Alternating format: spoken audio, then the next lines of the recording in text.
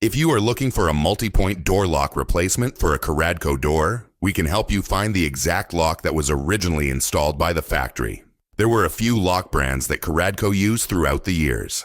The easiest way to determine what lock you have is to look for a label on the edge of the door. Look at the bottom of the label and see if the number 4101341, again, 4101341.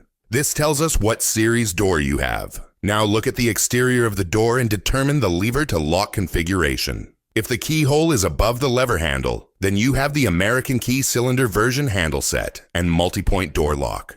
If you look on the edge of the door where you see the multi-point lock strip, you will notice the lock strip metal is 3/4 of an inch wide and made of stainless steel. If the keyhole is below the lever handle, then you have the European handle set and door lock. You will notice that the lock strip faceplate on the edge of the door is 5/8 wide and made out of stainless steel or just steel. These small details will help us determine the factory specified replacement lock that repairs your Caradco door. If you need any more help, you can always give us a call to get help. Call us at 954-804-1044, or you can always send us an email and photos to hoppylocks@gmail.com. We keep these replacement locks in stock and ready ship out directly to you.